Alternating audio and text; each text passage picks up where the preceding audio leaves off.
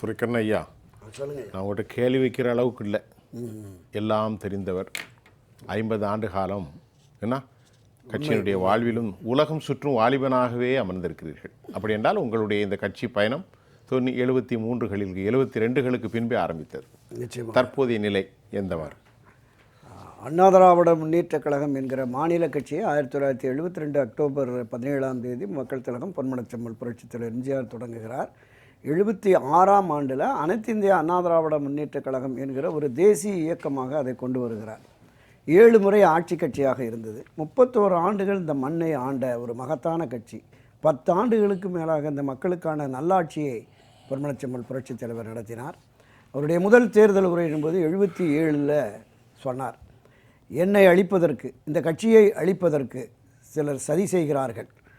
ஒரு ராமச்சந்திரனை அழித்து விட்டால் இந்த அதிமுக அழிந்துவிடும் என்று கருதுகிறார்கள். அட பைத்தியக்காரர்களா, இந்த ஒரு ராமச்சந்திரனை அழித்தால் 1000 ராமச்சந்திரர்கள் இந்த கட்சியிலே தோன்றுவார்கள். இது தொண்டர்களுக்கான கட்சி. அண்ணாவின் உருவம் பொறித்த இந்த கொடி 1000 ஆண்டுகளை கடந்தும் பட்டொளி வீசி பறக்கும் என்றார். அதற்கு பிறகு பொன்மனச்செம்மல் புரட்சித் தலைவர் எம்ஜிஆர் அவருடைய மறைவுக்கு பிறகு இந்த கட்சியை தலைமையேற்று வழிநடத்திய அம்மா செல்வி ஜெயலலிதா அவர்களும் 100 ஆண்டுகளை கடந்தும் அண்ணா திராவிட முன்னேற்றக் கழகம் ஆட்சி அதிகாரத்திலே இருக்கும் என்றார். இந்த இருவரும் தலைவர்கள், மிகச்சிறந்த ஆளுமை, மக்கள் செல்வாக்கு, 100% தொண்டர்களின் ஆதரவோடு கட்சியை வழிநடத்தியவர்கள், வெற்றி பாதையில் பயணித்தவர்கள். 53 ஆண்டுகளில் இந்த இயக்கம் ஒரு பின்னடைவை, சரிவை, தோல்வியை சந்தித்து விட்டதே என்று கட்சியினுடைய 2 கோடிக்கும் மேற்பட்ட தொண்டர்கள் கவலையும் கண்ணீருமாக இருக்கிறார்கள். யார் இதை மீட்டெடுப்பார்கள், யார் இதை வழிநடத்துவார்கள், யார் இதை வெற்றி பாதைக்கு கொண்டு செல்வார்கள் என்று ஏங்குகிறார்கள். அதற்கு தீர்வாக திருமதி வி.கே. சசிகலா அவர்கள் களம் இறங்கியிருக்கிறார். களம் காண்போம், வெற்றி பெறுவோம் என்கிற அந்த சுலோகத்தோடு வந்திருக்கிறார். தாமதமாக வந்தாலும் இது ஒரு சரியான நேரம் என்று கூட நாம் கருதலாம்.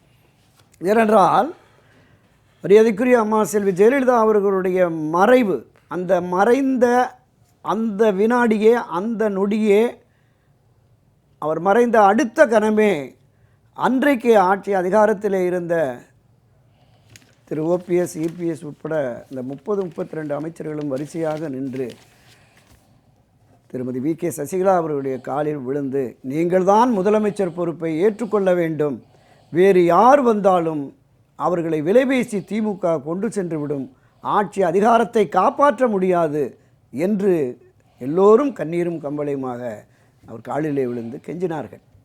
அவர் சொன்னார், 38 ஆண்டுகளாக நான் என் அக்காவோடு பயணித்தேன். என்னை தன்னுடைய உடன்பிறவா சகோதரியாக, உற்ற தோழியாக ஒருபடி மேலே போய் என் தாயின் இடத்திலே இருந்து என்னை பாதுகாத்தவர் என் அன்பு சகோதரி வி.கே. சசிகலா என்று தெரிவித்த என் அக்காள் மரணம் அடைந்து கிடக்கிறார். அந்த உடலை வைத்து கொண்டு நான் போய் முதலமைச்சர் பொறுப்பை ஏற்றால் இந்த சமுதாயம் என்னை எள்ளி நகையாடும். நானும் என் மனச்சாட்சியை அடகு வைத்து அத்தகைய செயலில் ஈடுபட மாட்டேன் அப்படின்னு சொன்னாங்க. அப்போதுதான் மரியாதைக்குரிய திரு ஓபிஎஸ் அவர்களை ஏற்கனவே 2 முறை அம்மா அவர்களால் அடையாளப்படுத்தப்பட்டு முதலமைச்சராக இருந்த திரு ஓபிஎஸ் அவர்களை தொடரட்டும் என்று அவரை முதலமைச்சராக்கிறார்கள். காலச்சூழல், அன்றைக்கு இருந்த மூத்த அமைச்சர்கள் பலரும் திரு ஓபிஎஸ் அவர்கள் கோஷ்டி சேர்க்கிறார், யாரையும் மதிப்பதில்லை, அம்மா நீங்கள் தான் முதலமைச்சராக ஏற்க வேண்டும் என்று தொடர்ந்து வலியுறுத்தியதனுடைய விளைவாக அவர் முதலமைச்சர் பொறுப்பை ஏற்க வேண்டிய அண்ணா திராவிட முன்னேற்றக் கழகத்தினுடைய சட்டமன்ற உறுப்பினர்கள் அனைவரும் ஒன்று சேர்ந்து ஒரு தீர்மானத்தை கொண்டு வந்து முதலமைச்சராகிறார்கள். காலச்சூழல், ஏதோ ஒரு விதத்தில் ஏதோ ஒரு சதி நடந்து அது தள்ளி போய்விட்டது, நிராகரிக்கப்பட்டு விட்டது. ஆனாலும் கட்சியை வழிநடத்த நீங்கள்தான் என்று தற்காலிக பொதுச் செயலாளராக தேர்வெடுக்கிறார்கள். அன்றைய தினம் இந்த அனைத்து இந்திய அதிமுகவின் சட்டத்திட்ட விதிகளின்படி ஒரு தேர்தல் அறிவிப்பை, உட்கட்சி தேர்தலை அறிவித்து முதலமைச்சர் கட்சியின் பொதுச் செயலாளர் பொறுப்புக்கு திருமதி சசிகலா அவர்கள் போட்டியிட்டு அதை முறையான தேர்தலாக அறிவித்திருந்தால் இன்று வரையிலும் அவர்தான் அதிமுகவின் பொதுச் செயலாளராக இருந்திருப்பார். ஆனால் ஏதோ ஒரு விதத்தில் எங்கே அந்த தவறு நடந்தது என்று தெரியவில்லை, தற்காலிக பொதுச் செயலாளர் என்று போட்டு அந்த தற்காலிக பொதுச் செயலாளருக்கு அன்றைக்கு இருந்த அந்த ஓபிஎஸ் இபிஎஸ் உட்பட 36 பேர் முன்மொழிகிறார்கள். கட்சியினுடைய மாநில மாவட்ட நிர்வாகிகள், மாவட்ட செயலாளர்கள் முன்மொழிகிறார்கள். ஆனால் இந்த இரட்டை தலைமை என்று ஒருங்கிணைப்பாளர் இணை ஒருங்கிணைப்பாளர் அந்த காலகட்டத்தில் அவரை கட்சியிலிருந்து நீக்குவதற்கு ஒரே ஒருவரை முன்மொழிய வைக்கிறார்கள். அவர்தான் ஆர் வைத்திலிங்கம். இன்றைக்கு திமுகவுக்கு போயிட்டார். 36 பேர் முன்மொழிந்த ஒரு கட்சியின் பொதுச்செயலாளர் என்கிற உயர் பொறுப்பை கொடுத்த நிலையில் நீக்குவதற்கு ஒரே ஒருவரை பலிகடா ஆக்கினார்கள். இந்த அதிமுகவின் வரலாற்றிலே இவருடைய பங்களிப்பு என்ன என்பதை மனச்சாட்சி உள்ள இன்றைக்கு பிரதான எதிர்க்கட்சியாக இருந்து முன்பு ஆட்சி அதிகாரத்திலே இருந்து அனுபவித்த அத்தனை பேருக்கும் தெரியும் அவருடைய பங்களிப்பு. திருமதி வி.கே. சசிகலா அவருடைய பங்களிப்பு என்ன என்பதை நிச்சயமாக அவர்கள் மனச்சாட்சி உணரும். காலத்தின் கோலம் இப்படி ஒரு சிக்கல் நிலை ஏற்பட்டு விட்டது. ஒரு மிகப்பெரிய நெருக்கடி வந்த பொழுது முதலமைச்சராக யார் என்று அறிவித்துவிட்டு அடுத்த நாளே சிறைக்கு போகிறார். 4 ஆண்டுகள் சிறைவாசம் அனுபவித்து விட்டு அந்த சிறை காலத்திலே அதிமுகவிற்கு பாதகமாக அல்லது அதிமுகவுக்கு எதிராக ஏதாவது ஒரு செயலில் ஈடுபட்டாரா? இல்லை. பெங்களூரிலிருந்து திரும்புகிற பொழுது ஒட்டுமொத்தமாக அதிமுகவினுடைய பெருத்த ஆரவாரத்திடையே கிட்டத்தட்ட 20-24 மணி நேரம் அங்கிருந்து வருகிறார். வந்தவர் நேரடியாக தீவிர அரசியலில் ஈடுபடுகிறேன் என்று தலைமை கழகத்துக்கு சென்றிருக்கலாம், பொறுமை காத்தார். அம்மாவுடைய நினைவிடத்திற்கு செல்லுகிறேன் என்றால் அனுமதிக்கவில்லை. அதே தினம் எடப்பாடி பழனிசாமி தலைமையிலான அரசு தான் இருந்தது. அந்த அரசாங்கம்தான் மரியாதைக்குரிய அம்மா செல்வி ஜெயலலிதா அவருடைய நினைவிடத்திற்கு கூட செல்ல விடாமல் தடுத்தார்கள்.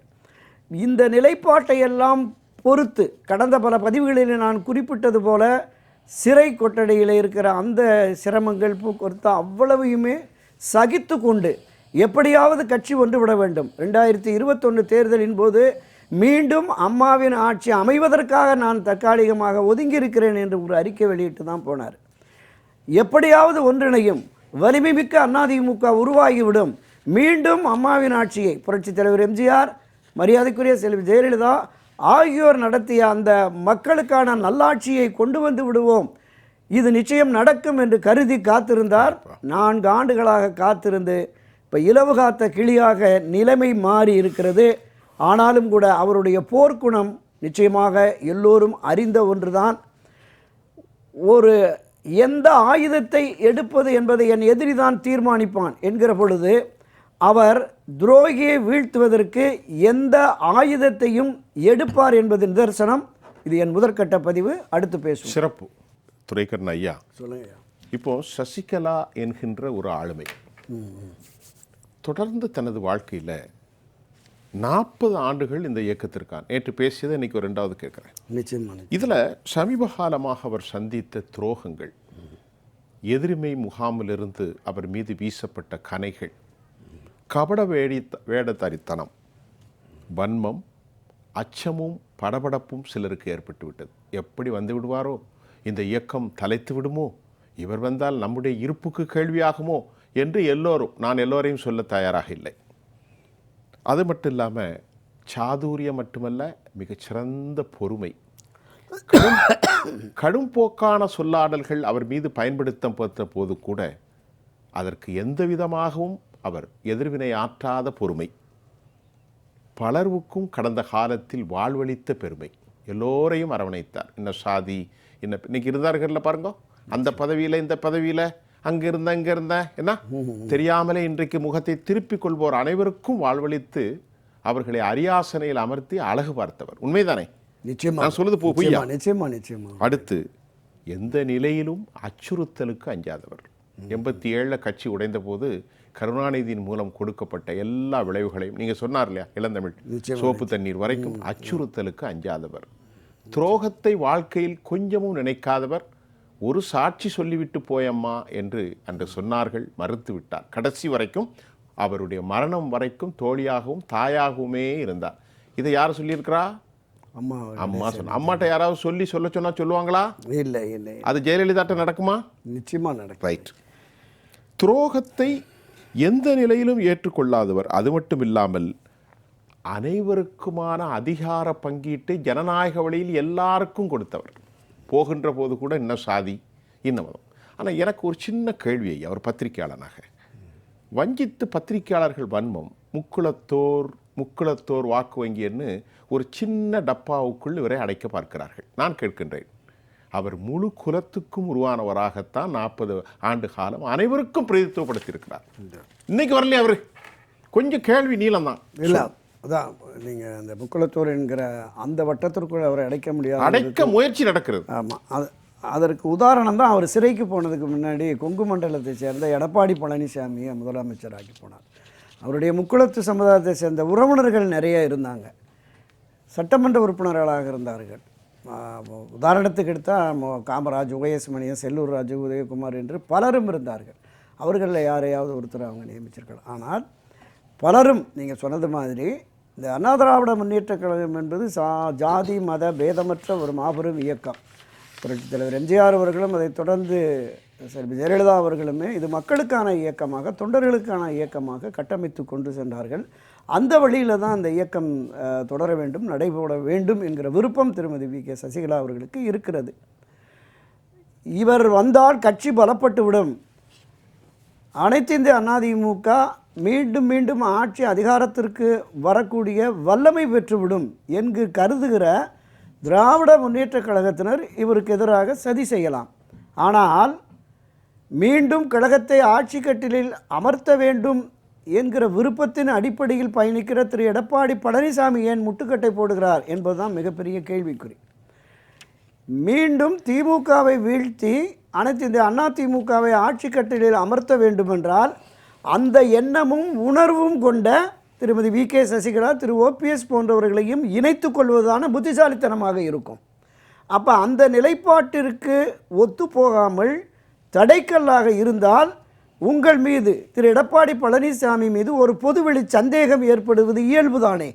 அந்த பொதுவெளி சந்தேகம் என்னவென்றால், இறுதி வரையிலும் கட்சி என்னிடம் இருக்கட்டும், நானே பொதுச் செயலாளராக இருந்து கொள்கிறேன், இது மீண்டும் வெற்றி பெற்று ஆட்சி அதிகாரத்திற்கு வராவிட்டாலும் பரவாயில்லை என்கிற மனப்போக்கு அவருக்கு உருவாகிவிட்டதோ என்கிற சந்தேகம் பொதுவெளி சந்தேகம் மட்டுமல்ல, கட்சியிலே பயணிக்கிற பல லட்சக்கணக்கான தொண்டர்கள், நிர்வாகிகள் மத்தியிலும் இது இருக்கிறது. காரணம் என்னவென்றால், இன்னும் கொஞ்சம் நம்ம நுணுகி போய் ஆய்ந்து பார்த்தால், புரட்சித் தலைவர் எம்ஜிஆர், அம்மா செல்வி ஜெயலலிதா போல ஒரு தீவிரத்தன்மையோடு திமுகவை இவர் எதிர்க்கவில்லை. பிரதான எதிர்க்கட்சி என்கிற நிலையிலிருந்து சட்டப்பேரவையிலும் அதை சரிவர செயல்படுத்தவில்லை. பொதுவெளிகளில் மக்கள் மத்தியிலும் இது திமுகவுக்கு எதிரான நிலைப்பாட்டை, ஆர்ப்பாட்டம், போராட்டம், ஒரு மறியல், போக்குவரத்து எதுவுமே இல்லை. அண்ணா திராவிட முன்னேற்றக் கழக ஆட்சிக்கு எதிராக திராவிட முன்னேற்றக் கழகம் ஆயிரக்கணக்கான போராட்டங்களை நடத்தியது. திமுக மட்டும் நடத்தவில்லை, திமுகவை சார்ந்த அமைப்புகள், இதை தாண்டிய அரசு அமைப்புகள், இவர்கள் எல்லாம் அதிமுக ஆட்சிக்கு எதிராக போராடுகிற பொழுது, மற்ற அமைப்புகள் போராடுகிற பொழுதும் திரு ஸ்டாலின் அவர்களும் அதற்கு முந்தைய அவருடைய தந்தையார் கருணாநிதி அவர்களும் இந்த போராட்ட களத்தின் மையப்பகுதிக்கு சென்று இந்த அதிமுக ஆட்சியை அகற்றுங்கள், நாங்கள் ஆட்சிக்கு வந்து நாங்கள் எல்லாவற்றையும் உங்களுக்கு செய்கிறோம் என்று உறுதிமொழி கொடுத்து அந்த மக்களை ஏமாற்றி ஆட்சிக்கு வந்தார்கள். நீங்கள் ஏமாற்ற வேண்டாம். திராவிட முன்னேற்றக் கழக ஆட்சியின் தவறுகளை, அந்த கட்சியில் இருக்கிற நிர்வாகிகளின் தவறுகளை துணிச்சலோடு சுட்டிக்காட்டி, இடைக்காலத்தில் திரு அண்ணாமலை பாஜக தலைவராக இருந்த பொழுது பாஜகவினர் மாறுதட்டி கொண்டார்களே, நாங்கள் தான் பிரதான எதிர்க்கட்சியாக செயல்படுகிறோம், பிரதான எதிர்க்கட்சி என்று எண்ணிக்கையிலே 65 MLA-க்களை வச்சு எடப்பாடி இருக்கிறாரே தவிர எங்கள் அளவிற்கு வீரியமாக அவர் களமாடவில்லை என்று சொன்னார்கள். அது நிச்சயமாக உண்மையான கருத்தாகத்தான் நாம் பார்க்கிறோம். இன்னொன்று, எந்த நடவடிக்கையும் திமுக ஆட்சியினர் திரு எடப்பாடி மீதோ மற்றவர்கள் மீதோ எடுக்கவில்லை என்பது இன்னும் கூடுதல் சந்தேகத்தை ஏற்படுத்துகிறது. கோடநாடு கொலை கொள்ளை வழக்கின் உண்மை குற்றவாளியை கண்டறிந்து சிறையில் தள்ளுவோம் என்று திரு மு க ஸ்டாலின் எதிர்க்கட்சி தலைவராக இருக்கிற பொழுது சவால் விட்டாரே, என்ன ஆனது என்கிற கேள்வியும் இருக்கிறது. இன்னும் பல கேள்விகள் இருக்கிறது. இந்த கேள்விகளுக்கெல்லாம் விடை என்பது மீண்டும் அனைத்து இந்திய அண்ணா திராவிட முன்னேற்றக் கழகத்தை ஆட்சி கட்டிலில் அமர்த்துவதற்குரிய வழிமுறைகளை, திட்டங்களை, வியூகங்களை வகுத்து செயல்பட வேண்டும் என்பதுதான். அதற்கான வழிவகை இல்லாத போதுதான் இந்த ஆயுதத்தை மரியாதைக்குரிய திருமதி V.K. சசிகலா அவர்கள் எடுத்திருக்கிறார்கள். நிச்சயமாக இதன் மூலம் ஒரு மாற்றம் உருவாகும். அந்த மாற்றம் ஆட்சி மாற்றம் என்று வருவதற்குரிய வழிவகைகளை இவர்கள் திட்டமிட்டு செயல்படுத்த வேண்டும் என்பதுதான் தொண்டர்கள் கருத்தாக, மக்கள் கருத்தாக, ஆட்சி மாற்றத்தை கொண்டு வர வேண்டும் என்கிற பொதுமக்கள் கருத்தாக. அதனால்தான் இந்த கடந்த 2-3 தினங்களாக அவரை பல்வேறு பகுதிகளிலிருந்து சென்று சந்தித்து ஆதரவு நிலைப்பாட்டை தெரிவிக்கிறார்கள். பல்வேறு அமைப்புகள், ஆன்மீக அமைப்புகள், பல முக்கிய பிரமுகர்கள் எல்லோருமே. இதில் இன்னொரு கூடுதல் தகவல், அமமுக இருவருமே துரோகி என்று, திரு டிடிவி தினகரன் அவரை துரோகி என்க, திரு எடப்பாடி இவரை துரோகி என்கிற இந்த 2 துரோகிகளும் கைகோர்த்து பங்காளி சண்டை முடிவுக்கு வந்து விட்டது, நாங்கள் அண்ணன் தம்பிகளாக மாறிவிட்டோம் என்று வருகிற பொழுது இதை ஒப்புக்கொள்ளாத அமமுக என்கிற இயக்கமே, மரியாதைக்குரிய சின்னம்மா திருமதி வி.கே. சசிகலா அவர்களுக்காக தொடங்கப்பட்டது. இந்த இயக்கத்திலிருந்து திரு எடப்பாடி ஆதரவு நிலைப்பாட்டை எடுத்திருக்கிற தினகரனுடைய அந்த செயலுக்கு நாங்கள் உடன்பட மாட்டோம் என்று பல்வேறு மாவட்டங்களிலிருந்து, குறிப்பாக இன்று தென்காசி, திருநெல்வேலி, கன்னியாகுமரி மாவட்டத்திலிருந்து பல்வேறு மாநில, மாவட்ட, ஒன்றிய நகர பொறுப்புகளிலே இருந்து வந்த அந்த கட்சியினர் அனைவருமே இன்றைக்கு திருமதி வி.கே. சசிகலா அவர்களை சந்தித்து தங்களுடைய ஆதரவு நிலைப்பாட்டை தெரிவித்திருக்கிறார்கள். இந்த ஆதரவு பெருக பெருக அவருடைய கை நிச்சயம் ஓங்கும். ஒரு சரியான தெளிவான வியூகத்தை வகுத்து களமாடினால் வெற்றி நிச்சயம்.